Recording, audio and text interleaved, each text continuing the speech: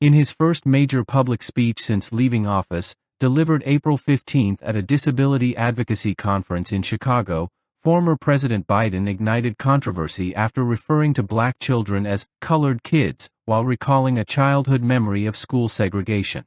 The 27-minute speech, intended to champion the Americans with Disabilities Act, ADA, and the principle of dignity, quickly became the subject of criticism and mockery online due to his choice of language and delivery style.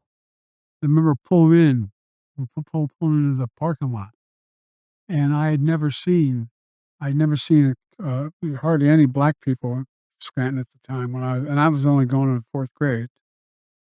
And I remember seeing the kids going by at the time called colored kids on a bus going by. They never turned right to go to Claymont High School. I wondered why. Asked my mom, why?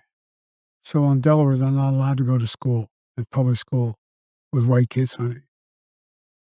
That sparked my sense of outrage as a kid, just like it does. And these young kids right here can tell you things affect them when they learn about something that's really just unfair and unjust. My dad was an honorable man. And my dad used to have an expression. He said, Joe, your job's about a lot more than a paycheck. It's about your dignity. It's about respect. It's about being able to look your kid in the eye and say, honey, it's going to be okay, and mean it. Well, that's what you're all about. That's what the legislation is about. It's about dignity. Simple dignity. Everyone deserves to be treated with dignity, regardless of their standing, regardless of economic situation, regardless of who they are. Making sure that more than 60 million Americans who are living with disabilities are treated with dignity is who we are as Americans. That's what it's about. I mean it. Dignity at work, at school, in their communities, in every corner of American life. Laws like the ADA need advocates like you.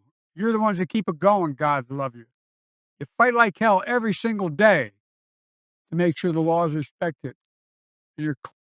Biden recounted moving from Scranton, Pennsylvania, to Wilmington, Delaware, in the 4th grade. He remembered seeing black children on a bus that didn't turn toward his school. I remember watching a bus go by. It was full of colored kids. I had never seen those, he said. He continued, I asked my mom why. She said, in Delaware, they're not allowed to go to school in public school with white kids, honey. That sparked my sense of outrage as a kid. The term colored kids, now widely viewed as offensive and archaic, overshadowed the broader themes of the address. While Biden appeared to use the term as it would have been spoken in the era he was describing, many commentators focused on the disconnect between his language and present-day sensitivities. The former president attempted to use the memory as a moral foundation for his broader civil rights advocacy, including protections for individuals with disabilities. Everyone deserves to be treated with dignity, regardless of who they are, Biden stated. Dignity at work, at school, in their communities, in every corner of American life. He praised the ADA and urged continued advocacy, declaring, "You fight like hell every single day to make sure the law's respected." Despite the intended message, media coverage quickly turned to the speech's delivery and wording. Outlets such as the Post-Millennial described the address as rambling and off-key, with moments of random screaming, though transcripts suggest those were impassioned peaks rather than actual yelling, emphasizing the outdated terminology. The Telegraph noted Biden's vocal shifts, from booming declarations to soft mumbling, raising renewed concerns about his communication clarity. In addition to the racial comment, Biden attacked Republican efforts concerning Social Security, claiming they had cut 7,000 staffers and aimed to fund tax breaks for the wealthy by robbing from the program. Social Security is a sacred promise, Biden said. The Trump administration's Social Security X account refuted the claims, stating no field offices had closed under Trump and reiterating a commitment to preserving benefits. White House Press Secretary Caroline Leavitt mocked Biden's speech, referencing his age and saying, "I'm shocked that he is speaking at nighttime. I thought his bedtime was much earlier than his speech tonight."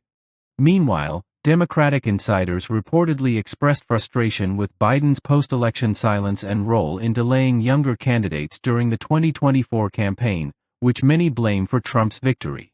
Although some criticized Biden's use of the term and the structure of his speech, others acknowledged his emphasis on personal responsibility, family values, and dignity as aligning with traditional moral principles.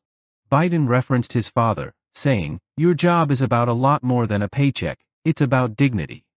Ultimately, while the speech sought to highlight civil rights and ADA advocacy, its impact was diluted by outdated language and delivery concerns. The incident underscores ongoing tensions between historical reflection and evolving societal norms.